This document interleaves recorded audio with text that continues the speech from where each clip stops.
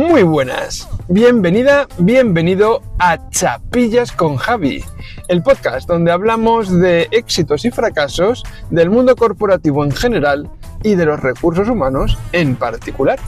Y hoy quiero centrarme en hablar de mi primera gran cagada. Ya lo veremos, pero para ello tenemos que retrotraernos un poco y ver cómo empecé en la startup de Key Talent, que fue mi casa durante 8 años. Para llegar ahí, pues como comentaba en algún momento, algunos profesionales de esa consultora en la que yo trabajaba decidieron montar una startup de recursos humanos centrada principalmente en un principio en procesos de evaluación y en temas relacionados con la selección. Yo me enfoqué mucho en el mundo de la evaluación. Ya hemos comentado en algún momento que hay una diferencia entre candidato y participante. Los candidatos estaban más orientados a la selección y los participantes más a la evaluación interna dentro de una compañía. Aquí quiero contaros una anécdota de la primera, y si no fue la primera, de las primeras entrevistas que hice yo solo, porque en ese momento obviamente el proceso de desarrollo que había dentro de una empresa para ser, pues cuando uno era un becario, pues sí que había mucho acompañamiento. Ahora también, y así es como debería de ser, ¿no? Pero en ese momento, y además por la solidez que tenía la consultora en un principio y luego la startup cuando avancé, no hacíamos entrevistas solos, obviamente. Siempre estábamos acompañados de alguien que nos guiaba, que nos mentorizaba y que por lo tanto nos enseñaba cómo teníamos que hacerlas. Bueno, pues era mi primera vez haciendo entrevistas solo. Estaba buscando a un becario o una becaria que encajara para el área en ese momento de Analytics, porque teníamos un fuerte componente en pruebas de evaluación, pruebas psicométricas, y necesitábamos a alguien que nos ayudara con la gestión de la plataforma. Y yo recuerdo el momento en el que hice esa primera entrevista, y luego os cuento cómo creo que de alguna manera podría ayudaros, ¿no?, a enfocar también vuestras propias entrevistas y a saber lo que en ocasiones hay por detrás. Obviamente cuando uno es becario y tiene que hacer una entrevista, su talante tiene que ser de alguna manera profesional y que obviamente no se note que uno es un becario que está en sus primeros momentos. Bueno, creo que ahí lo hice todo mal. Ojo, esta no fue mi primera gran cagada. Eso vendrá más adelante. Pero sí que de momento quiero contaros por qué hice todo mal. Para empezar, la recepción de, en este caso, la candidata que vino a hacer la entrevista. Estábamos en una oficina, en una especie de coworking, donde había que subir por un ascensor hasta no sé cuál planta. Y luego había un pasillo hasta que llegabas a la sala donde realizábamos las entrevistas. Bien, pues yo fui a recibir a esta persona en el ascensor y con suerte recuerdo que le dije buenos días. Desde ese momento hasta que entramos en la sala y nos sentamos en nuestras sillas delante de la mesa, no dije ni una sola palabra. Iba nervioso como un flan. No sabía cómo lo iba a enfocar. Tenía dudas por todos lados. Tenía una intensidad interior de decir, ostras, la voy a cagar, no voy a saber cómo enfrentar esta entrevista, y si me quedo en blanco y no sé qué decir y no sé qué preguntar, y si me pilla con algo y realmente aflora que tengo cero experiencia realmente. Es decir, como veis, tenía una cantidad de inseguridades, de falta sí, podríamos decir, de autoestima a la hora de enfrentar esta situación, que no sabía ni por dónde cogerlo. Además, las manos temblando, sudando, el cuerpo, pues oye, por suerte no me caigo al suelo de los nervios que llevaba. Y la hice, pues la acompañé durante todo el camino hasta la sala de la entrevista. Y una vez nos sentamos, pues ya arranqué y ya empecé a hablar y ya le empecé a preguntar. Y honestamente, obviamente no fue la mejor entrevista de mi vida, pero sí que salí del paso, sí que le lancé las preguntas, sí que estuvimos charlando un rato, y eso me llevó luego a darme cuenta que en el fondo, dentro de mí está el conocimiento, está lo que ya había trabajado con estas personas o con esta persona en concreto que me estaba mentorizando. Era algo que de alguna manera yo llevaba dentro, pero no sabía que llevaba. Y muchas veces nos ocurre esto, muchas veces nos ocurre que creemos que tenemos menos capacidad de la que realmente tenemos y hasta que no la ponemos en práctica no aflora y de verdad no nos damos cuenta de cómo somos en realidad, ¿no? Y de cómo funcionamos. Entonces, ya lo he dicho en algún momento en otros episodios, lo volveré a repetir en este también y probablemente en otros me lo escuchéis, pero tenemos que confiar más en nosotros mismos y tenemos que darnos una oportunidad y sobre todo arriesgarnos a probar, porque quien no arriesga no gana, como dice el dicho, y en este caso yo creo que tenemos mucho que ganar si ponemos en práctica lo que tenemos dentro. Y como digo, lo más importante es que al final sales adelante, que demuestras que realmente eres capaz y que puedes, y yo creo que esto es importante, ¿no? El empezar a reflexionar sobre lo que hemos hecho, cómo lo hemos hecho y sobre todo lo que podemos mejorar es algo que nos va a marcar mucho y que nos va a definir como profesionales. En este caso, para mí, pues oye, todos los nervios de no saber qué decir son algo de, pues en ese momento yo era bastante más introvertido, tenía obviamente menos confianza en mí mismo porque no había evolucionado, no había vivido las experiencias que luego sí que he seguido viviendo en toda mi trayectoria profesional y no sabía ni qué decir porque realmente estaba más nervioso y pensando en qué iba a preguntar que en otra cosa. Y honestamente lo que hay que hacer es relajarse. Si estás dentro del mundo de los recursos humanos, estás estudiando un máster de recursos humanos o algo por el estilo y te vas a enfocar como entrevistador o como evaluador o como evaluadora en este caso, pues te diría, no te preocupes, lo tienes dentro. Son preguntas muy sencillas, son preguntas del día a día en muchas ocasiones. Básicamente lo que buscamos es conocer a la persona. Por lo tanto, simplemente déjate llevar, empieza a hablar y no te preocupes porque no te vas a quedar en blanco. Una pregunta siempre podrás hacer. Desde preguntar, por ejemplo, cuál es tu hobby favorito, que eso muchas veces nos ayuda luego a detectar cuáles son las inquietudes de la persona y cómo también se enfrenta o trabaja en su día a día, pasando por ejemplo, cuál ha sido, si estamos haciendo una entrevista, por ejemplo, a un becario, cuál ha sido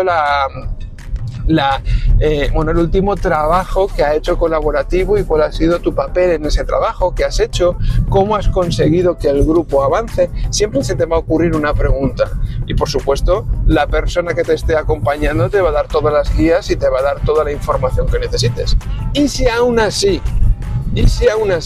no lo tienes, aquí podemos llegar a nuestra amiga la inteligencia artificial, que ahí veréis que poco a poco la voy a ir sacando. Lo mismo meto alguna cuñita, pero sabéis que con la inteligencia artificial tú puedes prepararte una entrevista, bien desde el lado del entrevistador, bien desde el lado del evaluado o del candidato participante, porque tú le puedes decir a la inteligencia artificial, pues oye, ¿cuál es el objetivo que estás buscando? Puedes pedirle que te haga una simulación de una entrevista, puedes pedirle que te adopte un rol, incluso puedes intentar pedirle un poco las cualidades y características de la persona a la que quieres entrevistar en caso de que seas el evaluador o con el que potencialmente te puedas entrevistar si eres un participante.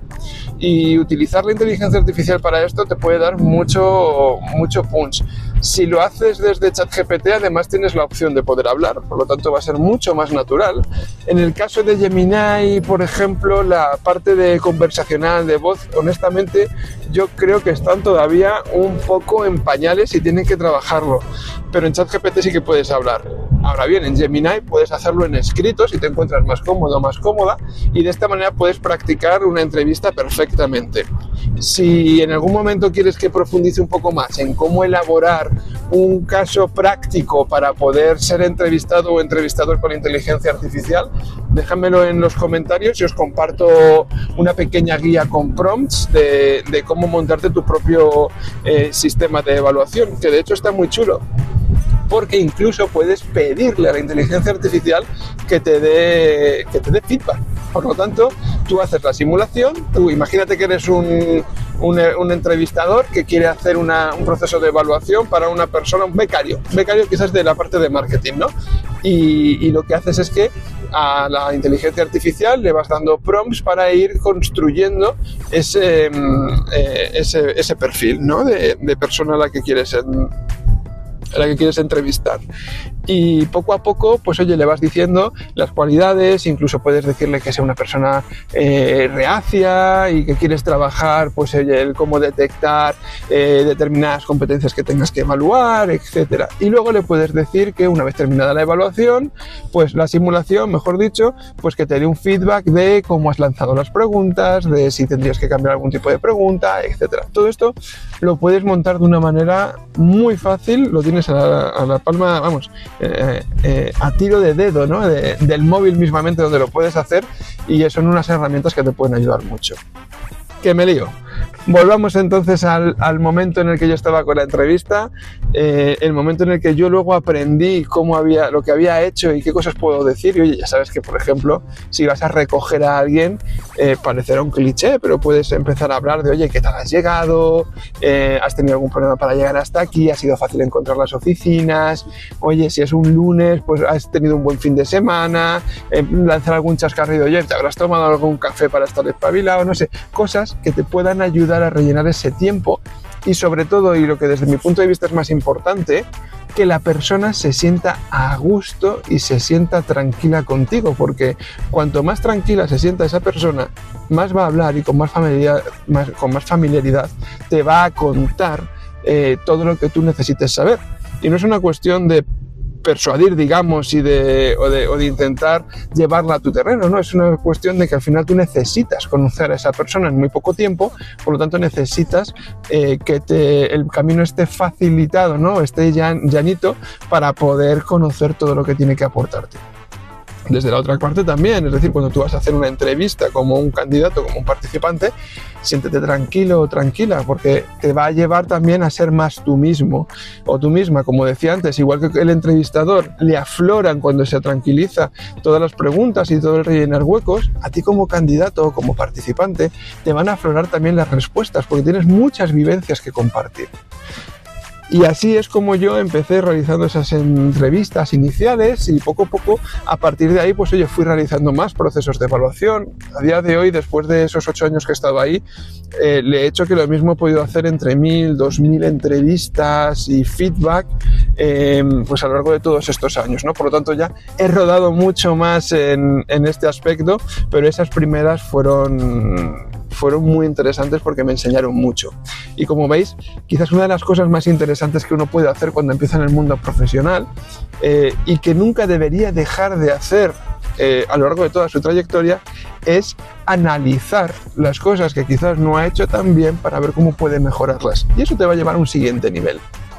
Bien, dicho esto, ¿dónde fue esa mi primera gran cagada? Bueno, pues suponemos que hemos pasado un poco más de tiempo, ¿vale? Pues quizás un año y medio después, yo seguía dentro de los procesos de assessment, seguía realizando entrevistas de evaluación para participantes dentro de las compañías, etcétera, y todos los procesos siempre llevaban aparejado el maravilloso y tedioso informe.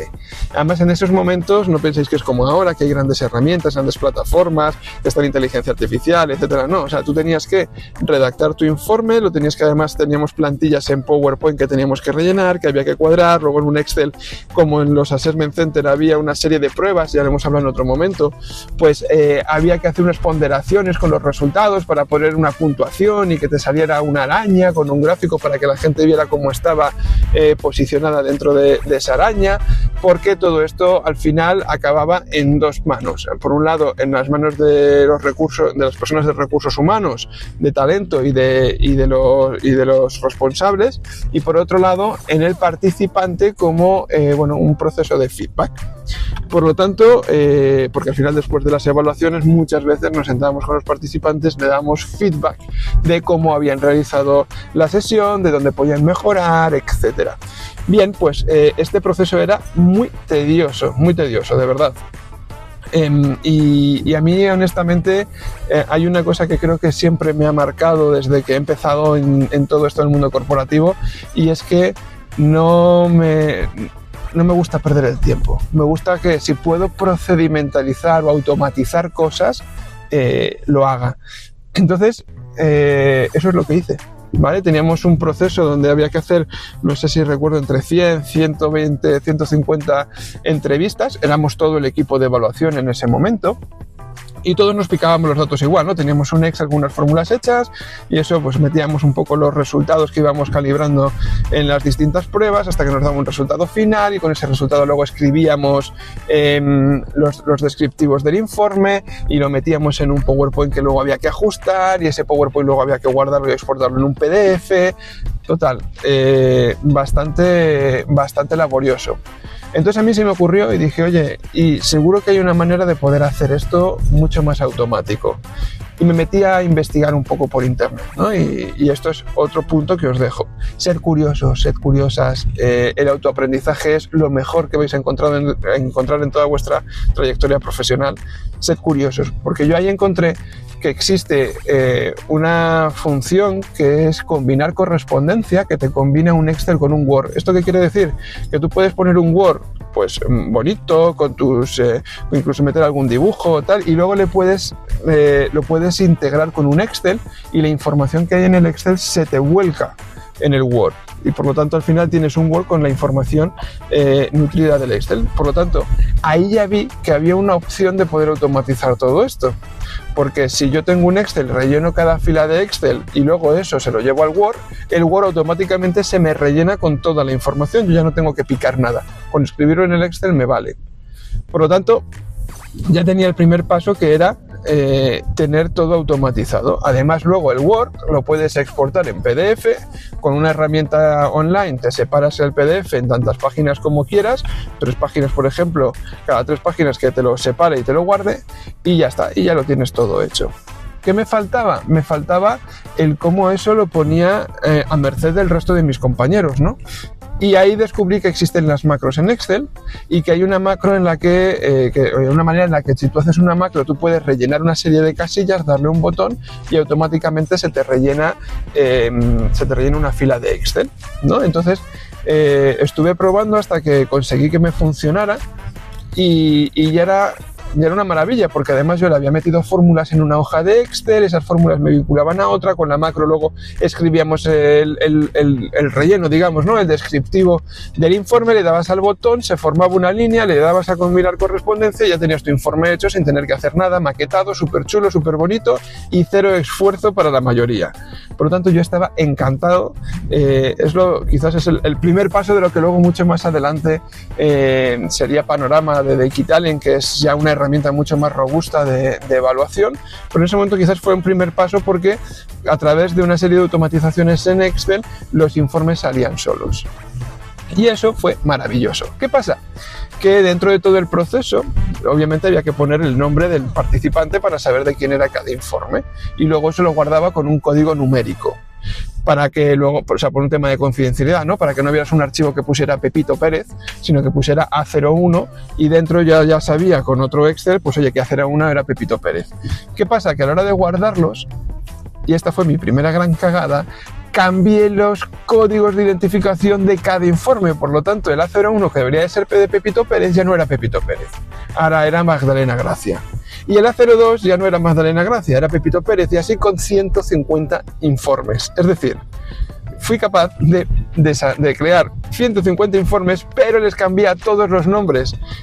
No sé si sois conscientes del impacto que esto tiene dentro de una compañía si cada participante recibe el informe de otro. Y sobre todo en temas de legales, de confidencialidad, etcétera. O sea, fue una cagada enorme. ¿Qué pasa? Que esto además lo estaba haciendo a última hora, lo entregué en el cliente, parecía que estaba todo perfecto, pero me di cuenta. No, ahora mismo no me acuerdo cómo, si alguien se dio cuenta, si nos escribió el cliente, si algún compañero lo vio, si fui yo que no me acuerdo. Pero lo que sé es que una vez enviado me di cuenta de que había cometido esta gran cagada. ¿Qué es lo que hice? Pues automáticamente digo que era la última hora del día, pero bueno, pues tomé la decisión de decir, oye, yo no me puedo ir de aquí con esta gran cagada, tengo que poner una solución. Entonces lo que hice fue uno a uno corregir a mano todos los nombres. Toda la automatización que había hecho al principio, luego pues tuve que trabajármelo manualmente. Pero bueno, al menos el primer trabajo inicial estaba hecho, cambié todos los nombres a mano uno a uno, exporté los PDFs de nuevo, se lo volví a mandar al cliente pidiendo disculpas obviamente por el error y ya asegurando que esos eran los informes que tenía que mandar. Por lo tanto, aprendizaje aquí por detrás, puedes cometer grandes cagadas. De hecho, si no cometes una gran cagada, realmente no vas a poder seguir avanzando, porque querrá decir que siempre vas sobre terreno seguro y por lo tanto, oye, pues yo hago mis cositas y no tal. No, hay que atreverse, hay que cagarla y sobre todo hay que aprender de esa cagada. Y a partir de ahí, pues oye, empecé a trabajar un poco más la atención al detalle, que quizás era algo que tenía que ahí pendiente y aprendí, pues oye, todo lo que tiene que ver con esto y sobre todo, lo más importante, cágala, no pasa nada, pero si la cagas, busca cómo arreglarlo. Y si no sabes cómo arreglarlo, levanta la mano y pide ayuda para que alguien te ayude a arreglarlo. Pero lo más importante es arreglarlo. Si cometes una cagada, no lo dejes ahí. Demuestra que ya tienes la capacidad para solucionar las cosas y para arreglar las cosas que has cagado en tiempo y forma. Y eso, desde luego, te va a aportar mucho, mucho rigor dentro del mundo profesional y en el contexto y en el entorno que estás. Así que bueno, pues vamos a dejarlo aquí. Ya os digo que estos son turritas, que no son turras, que estos son chapillas y no son chapas, por lo tanto no quiero liarme más. Espero que estas experiencias mías os arrojen luz y sobre todo os hagan reflexionar y pensar y os ayuden dentro de vuestra trayectoria profesional. Y sin más, me despido y nos vemos en el próximo episodio.